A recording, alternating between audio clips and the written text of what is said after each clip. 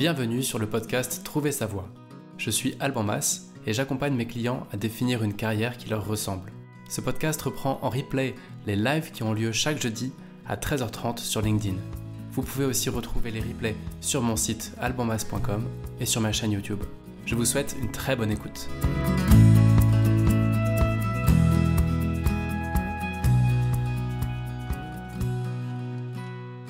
Bienvenue pour ce nouveau direct, ce nouveau live, le numéro 16. Bienvenue à toutes, bienvenue à tous. Très heureux de vous retrouver une fois de plus, un jeudi à 13h30 pour parler évolution professionnelle, pour parler carrière, pour essayer de chercher des clés, des moyens d'avancer dans nos carrières, dans nos vies, parler un peu de parcours atypiques, de vocation. Bref, tout ça, c'est au menu aujourd'hui parce qu'on va parler de Harland David. Alors, je vais le réessayer. Harland David Sanders, mieux connu sous le nom du colonel Sanders. Alors, pourquoi je voulais vous parler de lui aujourd'hui ? Tout simplement parce qu'il y a quelques profils comme ça qui ressortent, quelques histoires qui m'intéressent particulièrement, glanées au fil des recherches. Il y a l'agent d'Elvis Presley aussi qui s'appelle Wayne Traub. On en reparlera dans un autre épisode. Là, aujourd'hui, je voulais vous parler du colonel Sanders parce que son histoire à lui, elle est très, très inspirante d'un point de vue orientation professionnelle. Et rien qu'avec sa vie à lui, il y a 6 grandes leçons. Qu'est-ce que je dis ici ? Il y a au moins 8 grandes leçons d'orientation, 8 grandes évidences, mais qui ne sont pas toujours si évidentes que sa vie et sa carrière nous prouvent. Et donc, je trouve que c'est un excellent moyen d'illustrer des grands concepts d'orientation. Donc, on n'est pas du tout là pour parler d'entrepreneuriat. Si ce qui vous intéresse, c'est de développer un business de franchise avec ou sans poulet frit, eh bien, passez votre chemin, ce podcast, ce média, ces lives. On s'en fout un peu de l'entrepreneuriat ici. Ce qui nous intéresse, c'est pas du tout la dimension entreprendre, se lancer, faire du business, avoir des bons outils pour changer d'échelle ou développer un business. Notre sujet, c'est comment être heureux au travail. Et donc, toute la dimension de cette énorme personne qu'est le colonel Sanders, c'est un gars qui a monté un empire d'un point de vue business, mais tout ça, on s'en fout un peu ici parce que ce qui nous intéresse, c'est vraiment son histoire personnelle, ou plutôt comment le pro et le perso vont s'imbriquer et comment on peut utiliser son histoire pour s'inspirer dans nos carrières, dans notre façon de faire des choix et de vivre notre vie. Donc, encore une fois, pas trop d'emphase ici sur le business, même si on en parlera forcément parce que toute sa vie a tourné autour du business, mais c'est pas le sujet, quoi. À la limite que ce soit le sujet un peu en toile de fond, c'est normal, mais on n'est pas là pour chercher des tips d'entreprise ou d'entrepreneuriat. On est vraiment là pour chercher des tips d'orientation et de développement personnel en quelque sorte. Voilà pourquoi je suis content de faire un épisode aujourd'hui sur le colonel Sanders. Je ne sais même pas trop comment on dit. Alors une fois de plus, si vous êtes en ligne, n'hésitez pas à mettre un petit commentaire, ça me permettra de savoir que vous êtes là. Et merci aussi, merci à tous ceux qui écoutent le podcast en replay sur YouTube, sur Deezer, Spotify, sur Apple Podcast aussi. Les replays sur LinkedIn, vous êtes de plus en plus nombreux, de plus en plus nombreuses. Et ça, c'est très cool. Merci pour ça. N'hésitez pas, si vous voulez être au courant des nouveaux épisodes, à vous abonner. Il y a plein de moyens de s'abonner. Il y a le podcast sur la chaîne YouTube qui est neuve, tout n'est pas encore à jour dessus. Sur Deezer et Spotify, je crois qu'on ne peut pas s'abonner, mais en tout cas, vous pouvez retrouver tout ça sur mon site, sur albanmas.com. Vous aurez plein d'infos plein de liens sur comment vous abonner si vous voulez être sûr d'avoir le contenu au fur et à mesure. En tout cas, encore une fois, bienvenue. N'hésitez pas à poser vos questions ou à laisser un commentaire. Et sans plus attendre, on va se plonger dans la vie du colonel Sanders. Alors, comment ça a démarré tout ça ? Lui, il est né en 1890. Il vient d'une modeste famille d'origine irlandaise, donc comme de nombreux Américains dans ces années-là. C'est un peu, je pense, l'Eldorado de l'époque, le rêve américain. Donc, famille pauvre irlandaise, lui est né sur le sol américain. Et la première particularité de son parcours, c'est qu'il se retrouve très vite sans papa, parce que son père meurt quand il a 5 ans. Et donc, je crois que c'est une fratrie de 3 enfants, plus une maman. Et donc, il grandit sans papa. Donc, dès le début, il doit se construire un peu tout seul. Et notamment, il apprend à cuisiner. Et vous verrez, je reviendrai à cette histoire de cuisine à la fin de cet épisode. lui, ensuite, il va quitter l'école à 12 ans. Alors, pas parce qu'il n'est pas forcément bon à l'école ou autre. Je crois que c'était quelqu'un de très turbulent. Mais il quitte l'école à 12 ans, comme beaucoup le faisaient à l'époque, pour aider, pour apporter ses bras à la ferme familiale. Et donc, il travaille pour de l'élevage, de l'agriculture, je ne sais pas exactement. Mais ce qui est sûr, c'est qu'il travaille dans l'affaire familiale qui est une ferme. Et cette affaire familiale, il travaille pour son beau-père, avec son beau-père. Et je crois qu'il est maltraité. Enfin, c'est pas je crois, c'est euh, l'histoire raconte qu'il était maltraité par son beau-père. Et donc, au final, à peu près quelque part entre 12 ans et 15 ans, il quitte le berceau familial. Il s'en va tout seul. Donc déjà, je sais pas, moi je connais pas grand monde qui ait quitté avant 16, 17 ou 18 ans le noyau familial. Euh, eh bien lui, c'est ce qu'il a fait. Donc c'était une autre époque, etc. Mais bon, voilà. Premier point, il perd son papa très jeune. Ensuite, il quitte le foyer très jeune. Après avoir déjà travaillé d'ailleurs, entre 12 ans et 15 ans. Parce qu'il quitte l'école à 12 ans, encore une fois. Alors, juste, je fais une petite parenthèse avant d'aller plus loin. Il y a énormément de sites et de livres qui parlent du colonel Sanders parce que c'est un gars qui a été très inspirant pour plein d'Américains et pour nous tous aux quatre coins du monde. Et donc, les versions parfois racontent pas toutes exactement la même chose. Donc ici, je vous demande juste de m'excuser si certaines dates sont approximatives ou en tout cas, j'ai choisi une source plutôt qu'une autre quand elles se contredisaient. Mais l'idée, c'est que dans les grandes lignes, tout ce que vous allez entendre là, c'est de l'histoire vraie. C'est juste qu'à quelques détails près, les sources varient dans la façon de raconter l'histoire. Et à quelques mois près, les dates peuvent être approximatives. Mais le fond du fond est bien là. Et encore une fois, l'enjeu, c'est pas de raconter la vie du colonel Sanders, c'est de voir comment cette vie-là peut nous inspirer, nous, pour nos carrières et pour nos choix professionnels. Je ferme la parenthèse. Donc, on en est à ce bonhomme de 12 ans qui quitte l'école, qui travaille 3 ans dans la ferme familiale, qui quitte ensuite à 15 ans le noyau familial, la ferme, et qui s'installe qui veut faire sa vie tout seul. Donc déjà un bonhomme qui en a un peu quoi. 1905, donc il est né en 1890, 1905, 15 ans plus tard, donc quand il a 15 ans, il s'engage dans l'armée. Donc pour ça, il va falsifier son acte de naissance et il va s'enrôler dans l'armée américaine. Il va atterrir à Cuba. Je ne suis pas allé plus dans le détail que ça, mais en gros, il ne va pas rester très longtemps dans l'armée. Et d'ailleurs, son titre de colonel n'a rien à voir avec une carrière militaire. Au fond, c'est un titre honorifique qu'il aura reçu à 2 reprises. Et donc, quand il a 15 ans, Sanders s'engage dans l'armée. Je pense que c'est un peu son ticket de sortie pour quitter le berceau familial. Et en fait, il sort très vite de l'armée. Il quitte l'armée après Cuba. Et là, il va connaître entre 15 ans et 39 ans, donc pendant 4...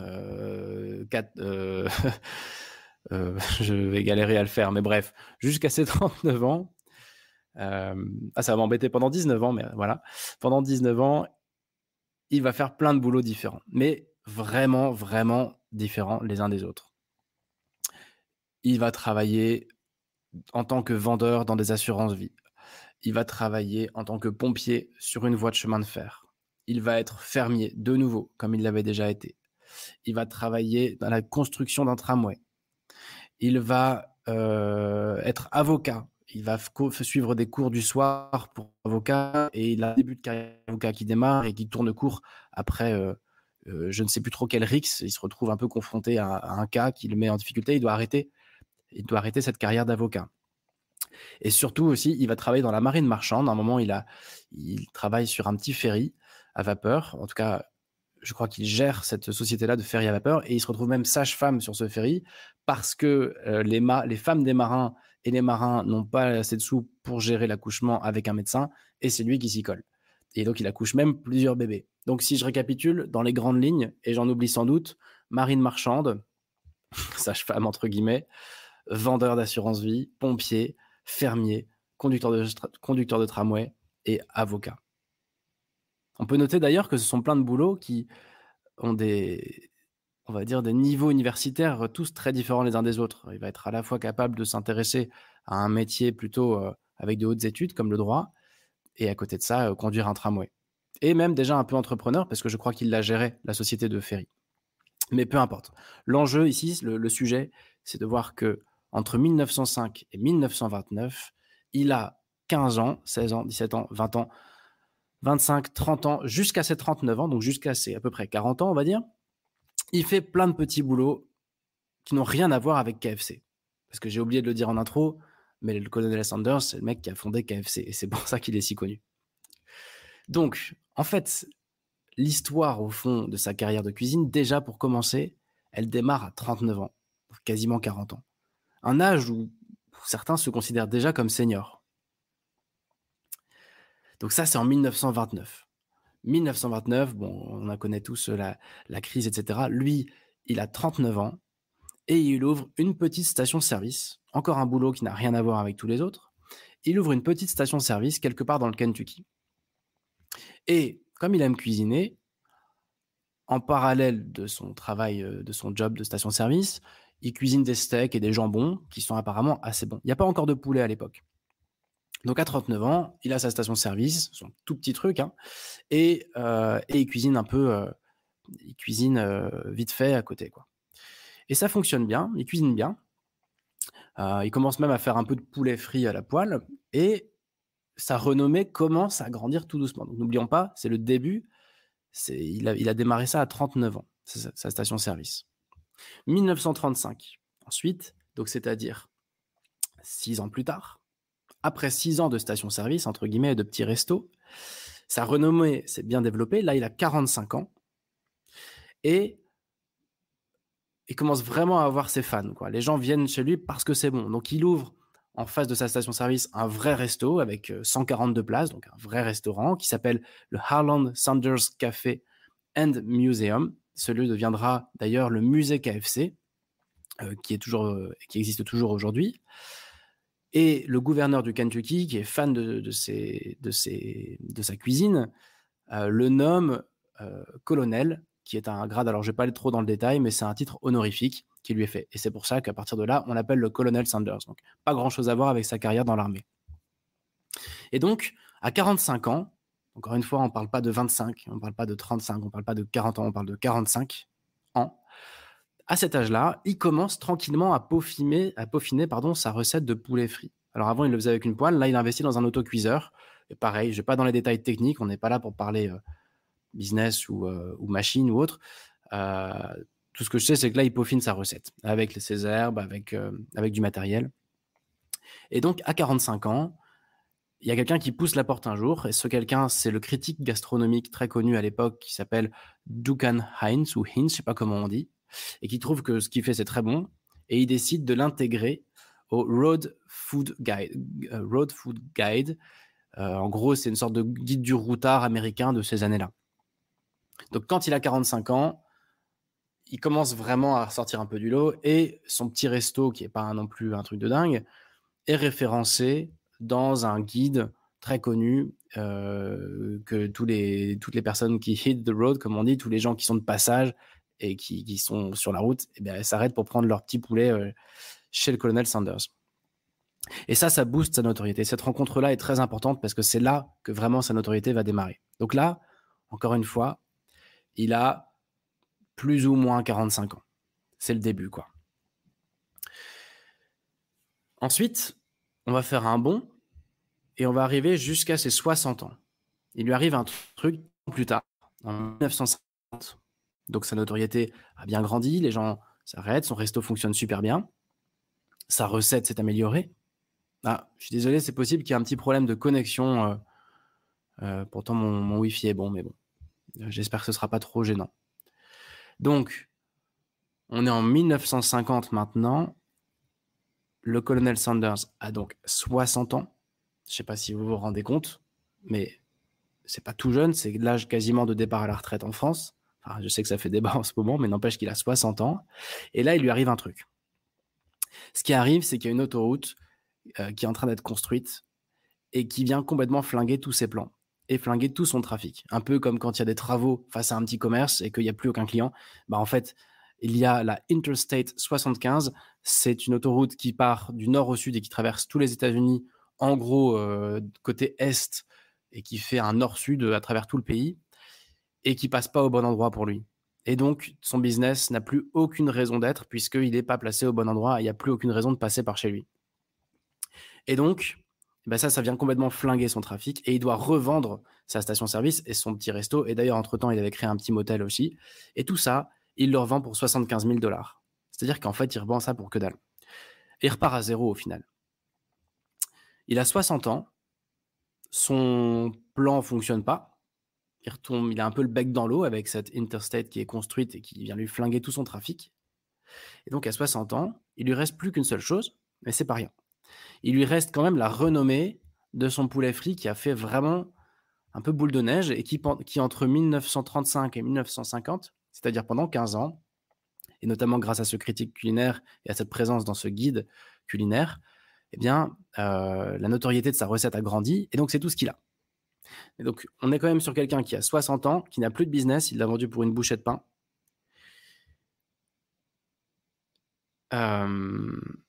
Et qui n'a qu'une seule chose pour lui, c'est la renommée de sa recette. Et c'est là qu'à 62 ans, il a un peu le déclic, et il décide de développer son affaire, de relancer des restaurants, mais non plus en propre, en franchise. Donc, il monte un plan tout simple. Il dit, en gros, moi, je vous donne ma recette de poulet frit aux herbes. Je crois qu'il y a une douzaine d'herbes et une sauce spéciale. Enfin, je ne sais plus exactement où se situe le secret. Mais en gros, le deal, c'est vous ouvrez une franchise. Moi, je vous donne la recette. Et vous me donnerez 5 centimes, 5 cents, à chaque fois que vous expédiez une pièce. Il y a un premier resto qui ouvre en 1952. Donc, dans les années 52. Il y a un premier resto qui ouvre donc en franchise et qui ouvre pas dans le Kentucky, qui ouvre à Salt Lake. Et là, c'est là qu'il va commencer un peu son personal branding. Il va porter une petite moustache grise, il va porter une cravate noire, il va commencer à mettre des vêtements blancs, parce que c'est déjà un peu un emblème d'un point de vue gastronomie, même si c'est pas spécialement fin ce qu'il fait, c'est vraiment reconnu. Donc, à 62 ans, pour récapituler tout ça, à 62 ans, premier resto en franchise, un peu loin de ses bases, avec un système de je vous donne la recette, vous me donnez 5 centimes par pièce, par pièce de poulet en fait que vous vendez. Et donc, en fait, pourquoi est-ce que sur le logo, c'est une personne âgée, c'était un peu mon post LinkedIn, de dire pourquoi c'est un papy sur le logo, mais tout simplement parce que le colonel Sanders et son histoire de KFC, ça a vraiment officiellement démarré en 1952. C'est-à-dire quand il avait 62 ans. C'est hyper tard, quoi. Et donc, c'est ça qui m'inspire tellement dans son histoire, d'ailleurs. Et donc, à 62 ans, il commence à faire ça. Ouverture d'un premier resto. Et puis là, il y a une nouvelle page qui s'ouvre. Et jusqu'en 1964, c'est-à-dire entre ses 62 ans et ses 74 ans, eh bien, il va développer son truc. Alors, je ne sais plus combien de restos ouvrent, mais ce qui est sûr, c'est qu'à 74 ans, il décide de vendre l'entreprise à un groupe. Je crois qu'il vend ça à 2 millions de dollars, et en échange d'un salaire annuel de 40 000 $. Et tout ça, après, il va y avoir des batailles juridiques, ça va être renégocié, ça va augmenter beaucoup. Et tout ce que je sais, c'est qu'au final, il le vend pas si cher que ça, mais il le vend à 74 ans. Et c'est ça le truc. C'est que il démarre sa première franchise à 62 ans et il va vendre ça à un groupe américain à 74 ans. Il est déjà hyper vieux. Et d'ailleurs, il va rester ambassadeur. On va encore se servir de son âge. Il est encore à l'administration. Et donc là, il y a à peu près 600 restos qui vont ouvrir. Et il va vraiment raccrocher le tablier pour de bon à 80 ans, en 1970. Là, il va quitter le conseil d'administration et le groupe va utiliser seulement son image. Alors là, j'ai aucune idée de comment ils ont monétisé tout ça, mais l'idée, c'est on continue à utiliser ton image comme un symbole. Et il meurt 10 ans plus tard, en 1980, donc à 90 ans. Donc juste pour récapituler sur la fin de son parcours, qui est au final le début de son aventure entrepreneuriale, enfin KFC, première franchise, ou plutôt à 60 ans, il lui arrive une tuile, il doit redémarrer à zéro. À 62 ans, il réussit à convaincre un premier resto d'ouvrir une franchise. À 74 ans, il vend et il reste encore au conseil d'administration. Et à 80 ans, il s'arrête pour de bon. Donc en gros, entre ses 62 ans et ses 80 ans, il y a quoi? Il y a 18 ans qui passent.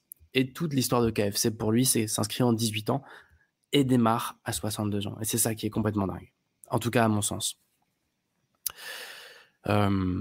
Voilà, alors juste un tout petit point. Je regarde s'il n'y a pas de commentaires ou de questions. Non, c'est bon. Un tout petit point sur KFC aujourd'hui. Donc, ça appartient à un groupe américain énorme qui s'appelle Yum. C'est le plus gros groupe mondial de restos, qui a Pizza Hut, qui a Taco Bell et autres. En France, KFC, c'est 276 restos, je crois. Enfin, je crois parce qu'il y a des ouvertures qui ont été retardées par le Covid. Donc, c'était le chiffre de 2021. Et ça fait 470 et quelques millions d'euros de chiffre d'affaires par an en France. Un petit peu moins de 500 millions par an sur un peu moins de 300 restos. Voilà pour l'histoire de KFC et voilà pour l'histoire surtout de ce fameux Colonel Sanders. Donc on voit quand même que c'est quelqu'un qui a eu une drôle de vie. En plus de ça, c'était un type assez particulier. Je crois que le bonhomme était un gars très spécifique. D'ailleurs, avec une vie pareille, ça peut se comprendre. Mais moi, c'est vraiment ce qui me fascine chez cet homme, c'est la résilience de son parcours. C'est à quel point il a poussé son bonhomme de chemin un peu à l'aveugle. Il a fait ce qui lui paraissait bon, et puis ça l'a amené à construire un empire. Et surtout, c'est à quel point sa carrière a démarré tellement tard. Je trouve ça formidable de se dire qu'à 62 ans, tout peut démarrer encore. Et donc, j'ai essayé de réfléchir par rapport à ce que je découvre aussi en accompagnement de clients, par rapport aussi à ma propre histoire. Si on transpose un peu tout ça à de l'orientation professionnelle, quelles leçons on peut tirer de la vie du colonel Sanders? Moi, je trouve que son histoire, elle illustre à merveille 8 grandes vérités, voilà, de l'orientation professionnelle. On est quand même sur trouver sa voie, c'est-à-dire notre but, c'est de trouver des clés pour trouver sa voie, avoir une carrière qui nous ressemble et qui nous rend heureux. Et donc, mon but, c'est d'essayer de transposer ça avec vous et d'essayer de tirer des conclusions pour nous aujourd'hui. Parce que l'idée, c'est qu'on ne va pas ouvrir un fast-food, ce n'est pas forcément notre projet, mais comment on peut s'inspirer de ça? Alors, voilà. Première leçon, j'ai tout un petit système pour illustrer ça à l'écran. Alors, ceux qui sont là en version podcast, bah, vous n'aurez pas l'image, donc allez faire un petit tour sur YouTube. Ou sinon, je vous l'explique à l'oral. Première slide, c'est un oiseau.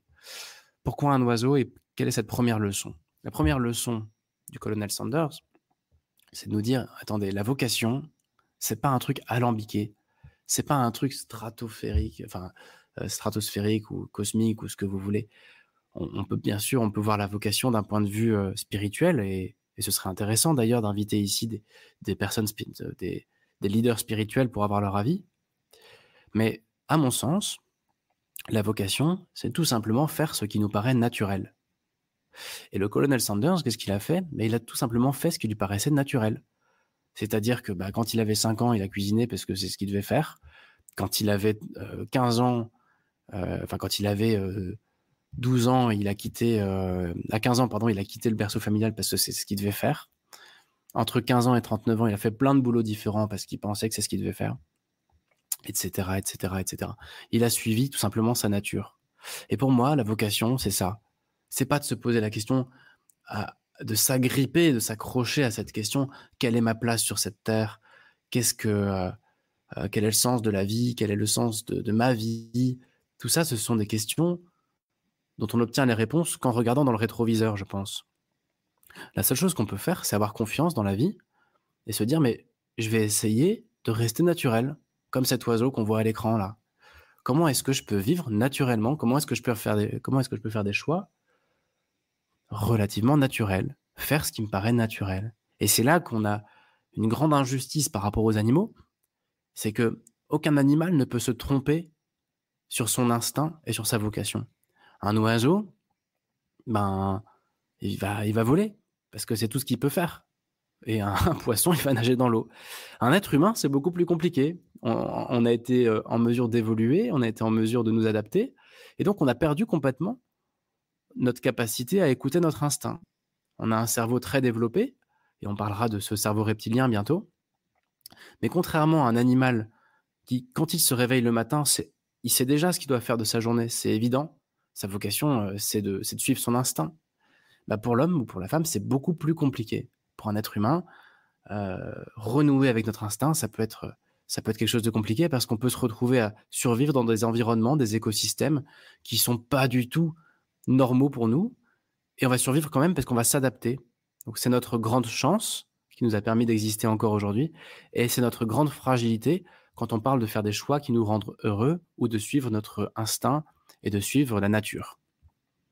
Donc voilà, pour ma première leçon, c'est Colonel Sanders, un gars qui, au fond, a suivi sa nature, de gars un peu touche à tout, qui rebondit d'expérience en expérience et puis voilà, il s'est pas posé visiblement 36 000 questions. Ça a dû être très difficile pour lui, notamment quand il avait 60 ans et que tout son business s'est écroulé avant de démarrer vraiment KFC en franchise.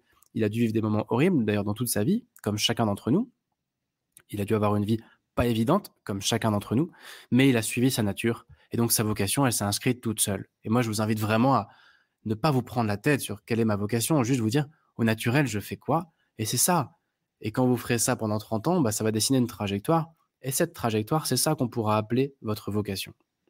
Vous pourrez regarder dans le rétroviseur et non pas regarder vers l'avenir.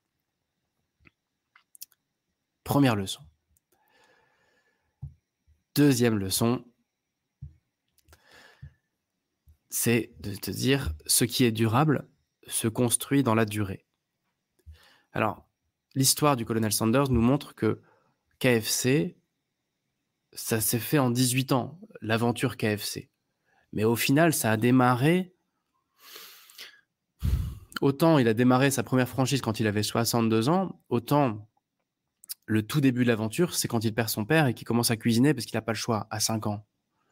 Et donc tout ça, c'est une histoire qui s'est écrite, très lentement, comme chacune de nos histoires. Et donc pourquoi j'ai choisi cette image? Alors pour ceux qui n'ont pas l'image, il y a un arbre et une prairie devant avec des herbes hautes. Cet arbre, il a mis un temps fou à pousser. Et il durera encore longtemps. Et ces herbes hautes là, eh ben, elles vont pousser en une saison, et puis elles seront balayées au prochain coup de tondeuse ou au prochain gel, ou voilà. Et nous, c'est pareil, on a tendance à espérer des résultats immédiats, notamment quand on fait un bilan de compétences. On se dit, voilà, je me donne 3 mois pour y voir clair.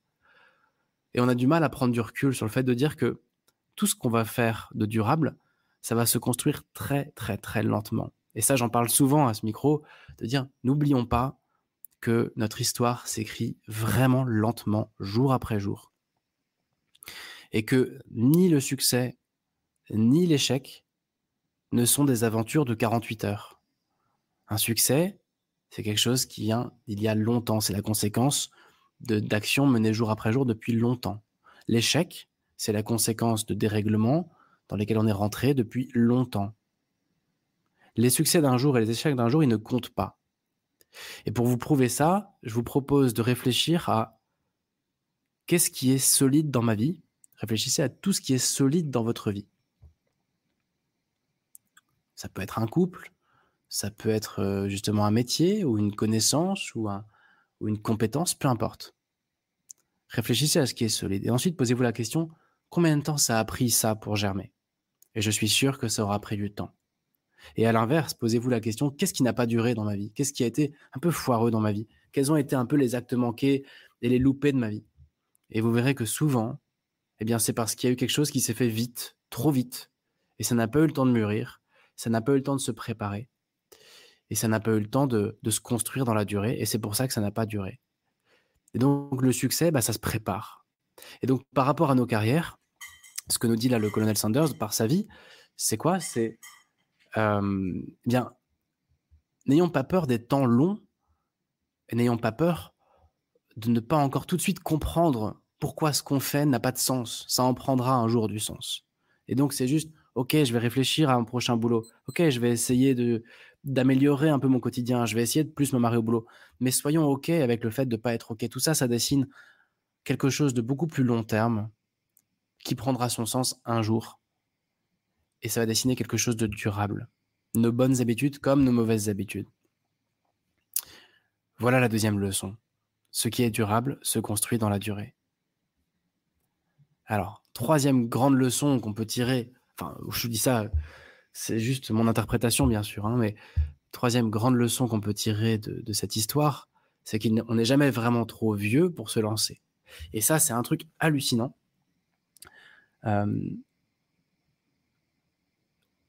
Quand on fait du coaching, du bilan de compétences, on accompagne, enfin moi en tout cas j'accompagne des gens grosso modo de 23 ans à 60 à peu près. Et il y a tout autant de personnes de plus de 50 ans qui s'estiment trop vieilles que de personnes de 30 ans qui s'estiment trop vieilles. Donc en fait, on voit bien que c'est une barrière complètement psychologique, qui est un truc complètement dans la tête, de se dire: «Je suis trop vieux, trop vieille pour me lancer, c'est trop tard. Je peux pas reprendre d'études parce que je peux pas». Alors il y a la notion, il y a la dimension financière, mais il y a aussi: «Je suis trop vieux. Je suis trop vieux pour bosser en start-up. Je suis trop vieille pour monter ma boîte» ou je sais pas quoi. «Je peux plus». Et ça, bon, c'est évidemment une connerie absolue, ça n'est prouvé par rien. Il y a plein d'exemples qui prouvent qu'on peut entreprendre ou qu'on peut démarrer un nouveau projet à n'importe quel âge. Je sais plus comment s'appelle cette coureuse de marathon qui a, dans les 80 ans et qui fait encore des marathons. Moi perso, je suis pas capable de courir un marathon et j'en ai 36. Donc essayons juste de prendre un peu de recul sur cette histoire-là. Le colonel Sanders, c'est un gars qui a démarré sa carrière à 62 ans et il a vécu 18 années passionnantes. Alors il avait la santé pour lui, OK, mais d'ailleurs il est mort d'un problème de santé. Mais il a eu 18 années entre ses 62 ans et ses 80 ans où il a développé un empire, quoi. Et donc nous qui avons 25, 30, 35, 40, 50, 60 ans, mais du coup, n'ayons pas peur de notre âge. Ça veut rien dire. On peut toujours démarrer quelque chose, entreprendre ou démarrer un projet ou s'intéresser à un nouveau sujet. Et voilà. Et cette histoire-là nous le prouve, évidemment. Alors, quatrième, quatrième leçon de cette histoire du colonel Sanders. Alors pour celle-ci, ça va être compliqué. Si vous êtes en version audio, ça va être compliqué de ne pas avoir l'image sous les yeux. Donc l'idée ici, c'est quoi? C'est de dire, vous ne pourrez pas concevoir le job idéal avant de l'avoir trouvé. Alors j'ai bien conscience que c'est pas hyper simple dit comme ça. Mais mon point, c'est de dire que on ne, déjà, on ne conçoit que ce qu'on connaît. Et on ne connaît quasiment rien. Donc en fait, ce qu'on peut concevoir d'un point de vue carrière, c'est vraiment rien du tout. Et c'est pour ça qu'on a besoin de rencontres et d'ouvrir notre plafond de verre. Parce qu'il existe des milliards de personnes, de projets, d'entreprises, de choses qui existent, et nous, on n'en connaît absolument rien. On va pas plus loin que le bout de notre nez. Parce qu'on vit dans un endroit avec un certain écosystème, un certain réseau, et on connaît que ça. Et plus on croit connaître quelque chose, plus en fait on n'y connaît rien. Donc, l'idée, c'est qu'on ne peut pas concevoir déjà ce qu'on ne connaît pas. Or, on ne connaît rien. Donc, ça nous invite à élargir un peu notre champ de réflexion. Mais le point ici, c'est pas tellement ça.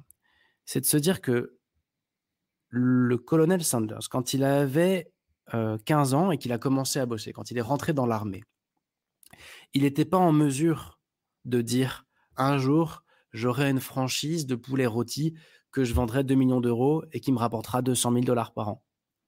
Et qu'on ouvrira 600 restos, machin truc. Il n'était pas en mesure de dire ça. Il n'était pas non plus en mesure de dire qu'il allait créer une station-service à 39 ans. Ou à je sais plus quel âge. Attendez que je sois au moins clair dans mes dates. À 39 ans, c'est ça. Il n'était même pas en mesure de dire qu'il allait démarrer des études d'avocat quelques années plus tard. Tout ça, c'est la vie qui l'a mené à ça. Et donc, moi, j'observe beaucoup dans mes accompagnements et dans la discussion avec des personnes qui cherchent leur voie ou qui cherchent à être heureux dans leur carrière et qui font le point sur leur carrière. Il y a beaucoup cette crispation sur « je veux trouver la bonne idée, je veux trouver la bonne piste et je commencerai à chercher du boulot ou à rencontrer des gens quand j'aurai trouvé la bonne piste ». Mais ça, c'est une hérésie parce qu'on ne trouvera la piste qu'après avoir démarré quelque chose, en fait. Et donc l'image qui apparaît à l'écran, c'est quoi? C'est un dessin qui prouve que le chemin qu'on a emprunté pour arriver jusqu'à aujourd'hui, il aurait pu être complètement différent. Il y a une part d'aléatoire énorme et qu'il y a quelques années, on n'aurait pas été en mesure de concevoir le chemin qui nous a menés à qui on est aujourd'hui. Et donc, il est complètement débile d'essayer aujourd'hui de voir le chemin qu'on va suivre et les ramifications de ce chemin, on ne sait pas. Il peut y en avoir des milliards des pistes possibles. Donc, qu'est-ce qu'on peut faire de tout ça? Bien, on peut définir une voie à très long terme, des champs, des objectifs d'arrivée pour quand on sera très, très vieux. Et ça, c'est le sujet des derniers épisodes. Mais on peut aussi... Ah, salut Benoît, bienvenue, je viens de voir ton commentaire.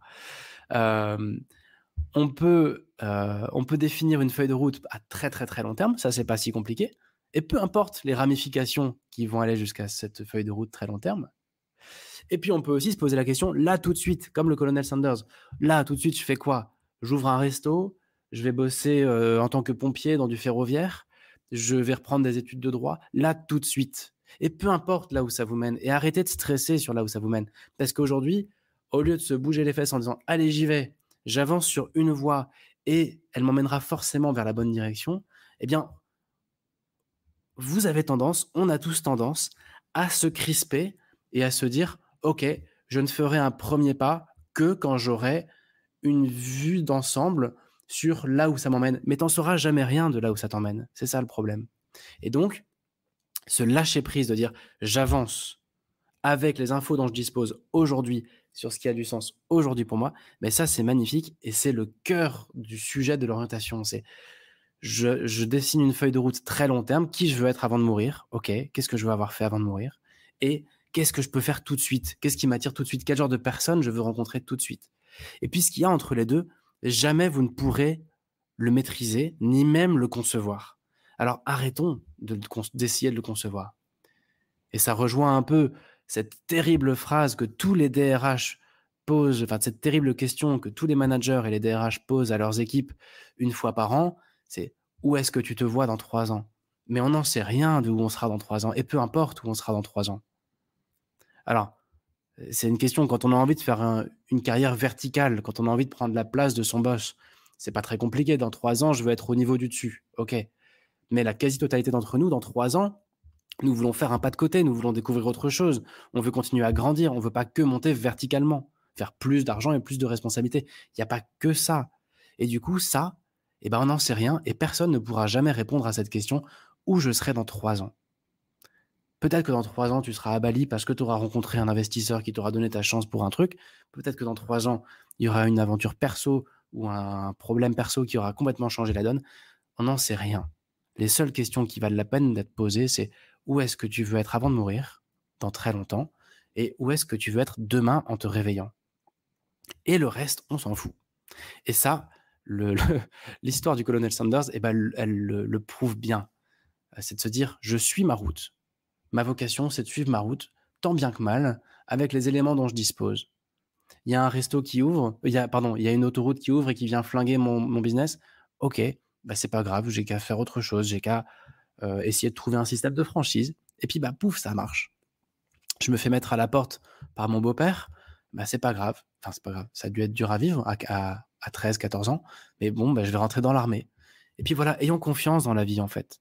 Mais ça n'empêche pas de réfléchir à qui on est, quelles sont nos qualités, nos défauts, nos talents, nos appétences, nos ambitions, qu'est-ce qu'on veut faire de nos vies, mais juste lâchons prise sur où ça nous emmène. Moi, je me souviens d'une personne comme ça qui était complètement figée, incapable de faire le moindre pas parce qu'elle disait: «Beh, attends, si je prends ce boulot de caissière alimentaire là, mais attends, ça m'emmène ensuite vers un boulot de chef de service en caisse et responsable des caissiers et cetera et j'ai pas du tout envie à 50 ans, moi, de ressembler à ça». Mais c'est complètement absurde. C'est pas parce que demain tu vas te payer, des vacances en étant caissier ou caissière pendant 3 mois que ta trajectoire de vie t'emmène là et d'ailleurs, peut-être que ça va t'emmener là, mais dans ce cas-là, c'est que ça te plaira. Donc voilà, essayons d'arrêter de stresser et surtout d'arrêter d'essayer d'avoir trouvé des réponses qu'on ne trouvera que quand on sera dans ces fameux boulots. Donc voilà, vous ne pourrez concevoir le job idéal que quand vous l'aurez trouvé et non pas avant. Vous ne le trouverez pas dans votre tête. C'est un jour, vous vous réveillerez, vous direz: «Ah bah, dis donc, là, je suis bien» et c'est ça la vocation et c'est ça le job idéal. C'est d'être payé à être soi-même sans se prendre la tête à se dire: «Attends, quelles sont les ramifications de ce truc-là et quelles sont les conséquences?» Et je pense que c'est le point le plus important de l'histoire du colonel Sanders. C'est une sorte de lâcher prise. C'est un gars qui avait du mordant, qui a le courage de le courage de ses ambitions. On sent que c'est un gars qui a donné beaucoup, qui s'est donné beaucoup de mal, mais n'empêche qu'il a fait avec ce qui lui était donné à instant T à chaque fois. Et au lieu de se prendre la tête, il a avancé. Et je vous invite à faire pareil. en suivant ce petit schéma. Alors, il y a d'autres, comment dire, d'autres enseignements. Le 5e, pour moi, c'est de parler de cette notion de rencontre. Alors, pardon, j'ai un petit peu perdu le fil. C'est de se dire que, hop, voilà, je mets la bannière. C'est de se dire que les opportunités sont des rencontres. On a tendance à oublier qu'une opportunité, c'est ni plus ni moins la rencontre d'un ou plusieurs êtres humains. Alors vous dites peut-être, non, non, une opportunité, ça peut être un boulot, ça peut être un voyage. Un boulot, c'est une rencontre. Un voyage, c'est une rencontre. Toujours. L'idée de faire ce voyage, c'est quelqu'un qui un jour vous a dit quelque chose, ou c'est quelqu'un qui a écrit quelque chose. Derrière chaque boulot, il y a un être humain ou plusieurs êtres humains qui ont un besoin et qui, du coup, proposent un boulot. Et on a tendance à oublier que les opportunités, ce sont pas des trucs flottants, c'est pas des bouts de papier qui flottent comme ça quelque part dans l'air. Les opportunités, ce sont des êtres humains avec lesquels vous allez interagir et qui vont déclencher des opportunités. Donc plutôt que de chercher des opportunités, il faut chercher des rencontres. Et en quoi est-ce que l'histoire du colonel Sanders vient illustrer ce point-là? Eh bien, tout simplement parce que lui, tant que le critique culinaire qui s'appelle, je ne sais plus trop comment, qui s'appelle Duncan Hines, tant que ce gars-là n'est pas venu goûter sa cuisine, il n'est pas connu, il n'a pas une grande notoriété.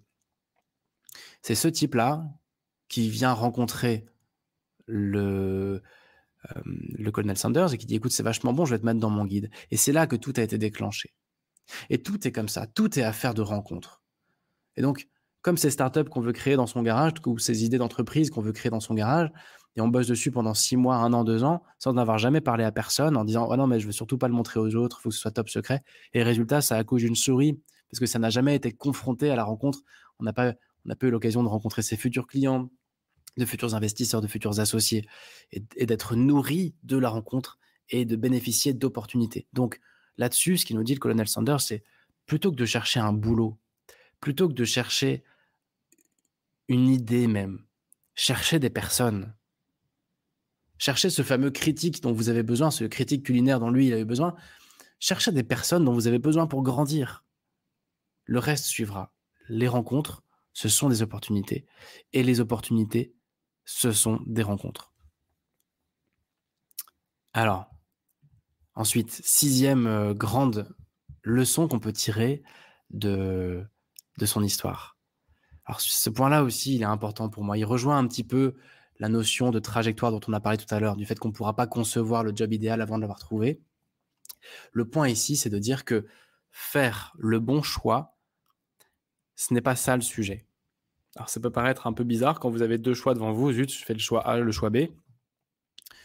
Moi, je pense que le sujet n'est pas là. Je ne suis pas le seul à le penser et je le constate aussi avec mes clients. Alors qu'est-ce que je veux dire par là et pourquoi est-ce qu'il y a une image d'un gars assis sur une valise avec un avion qui passe au-dessus de lui? Cette image, elle représente les films d'amour où il y a une occasion manquée, un acte manqué de la nana ou du mec qui monte dans l'avion et l'autre est resté sur le tarmac. Il a couru pour lui déclarer sa flamme, mais trop tard, l'avion décolle et mince, l'amour ne pourra jamais se concrétiser parce qu'il a loupé l'avion ou elle a loupé l'avion. En l'occurrence, c'est un mec. Et donc, la femme de sa vie s'est envolée pour partir à l'autre bout du monde et c'est raté. Ça, c'est la version cinéma du truc. La version vraie vie, elle est complètement différente. Dans la vraie vie, si tu as loupé l'avion, bah, tu prends le suivant en fait. Si vraiment tu l'aimes cette fille, ou si vraiment tu l'aimes ce gars, dans la vraie vie, bah, on prend un billet pour prendre l'avion suivant, on va la retrouver, on lui déclare sa flamme. Donc ce côté binaire de zut, il y a un train qui est passé, je suis monté dedans ou je suis pas monté. Il y a un avion qui décolle, je l'ai eu ou je l'ai pas eu. J'ai accepté ce boulot ou je l'ai loupé, mais peu importe en fait. L'enjeu, il est pas au moment du choix. L'enjeu, il est après le choix. Il est après avoir loupé l'avion ou après être monté dedans. Le dilemme du bon choix, je pense que c'est un dilemme qui n'existe pas. Alors, il peut être intéressant quand même de considérer 2 choix. Par exemple, j'ai l'option A et l'option B, on me propose 2 boulots. On peut quand même se dire: «OK, le boulot A par rapport à mes valeurs, il est comment? Le boulot A par rapport à ce que je veux faire de ma vie à long terme, il est comment? Le boulot B, il est comment?» Ça permet quand même de discerner. Mais au final, Le vrai sujet, c'est plutôt après mon choix, qu'est-ce que je fais? Et non avant. Tout se joue après et non pas avant. Alors que nous, on se prend la tête sur le avant. L'enjeu, c'est qu'est-ce qu'on va faire de ce choix et qu'est-ce qu'on va penser de ce choix et comment on va le vivre et comment on va l'adapter. Vous pouvez prendre n'importe quel boulot, vous allez de toute façon rebondir et et vous adapter par rapport à ça et rééquilibrer le truc. Comme on parlait dans un épisode passé de ces pilotes de ligne dont l'objectif n'est pas d'être sur la trajectoire parfaite de leur vol, mais d'essayer de rééquilibrer en permanence pour essayer d'être le plus possible sur la trajectoire, le moins possible hors trajectoire. Et donc l'enjeu, c'est pas de se prendre la tête comme des malades pendant 6 mois sur quel est le bon choix, ni même de chercher désespérément le bon choix. Ce qu'il faut, c'est juste avancer et tenir compte des conséquences de notre choix et en tirer le meilleur. Et les deux, le choix A et le choix B, emmènent dans la même direction, pourvu qu'on soit prêt à, à s'adapter aux conséquences et à rester à l'écoute de est-ce qu'on est heureux ou pas, est-ce qu'on avance dans le bon sens ou pas. Donc voilà, c'est un point aussi intéressant. Alors quel lien on peut faire avec cette histoire du colonel Sanders et avec KFC? Mais c'est que cette personne-là, ce fameux colonel Sanders, à votre avis, quand il avait 15 ans et qu'il est devenu vendeur d'assurance vie, est-ce qu'il s'est posé la question: «Est-ce que c'est le bon choix pour ma carrière?» Mais je pense qu'il s'en foutait. Il s'est dit: «C'est ça que je vais faire maintenant». Quand il est devenu pompier, pareil. Quand il est devenu avocat, pareil. Quand il était en train d'accoucher des bébés dans sa compagnie de ferry, il se disait pas qu'il allait devenir sage-femme. Il se prenait pas autant la tête que nous sur: «Est-ce que c'est le bon choix?» Arrêtons de mettre tout le poids sur ce choix binaire de ah, me reconvertir ou ne pas me reconvertir, accepter cette évolution ou ne pas accepter cette évolution, claquer madame ou ne pas claquer madame. C'est pas le sujet. Le sujet, c'est après ça, vers quoi tu chemines et comment tu vis avec les conséquences de tes choix. Voilà. Et moi, j'aime bien aussi ce point-là parce que je trouve qu'il est très intéressant à l'échelle de nos vies et que c'est encore une fois une belle leçon. Allez, on arrive à l'avant-dernière leçon. Celle-ci, c'est tout simplement ce qu'on pourrait appeler fail to success. Donc c'est quoi? Ouh là là, pardon. Donc à l'écran, on a quoi? Pour ceux qui nous écoutent, on a, 2 petits dessins.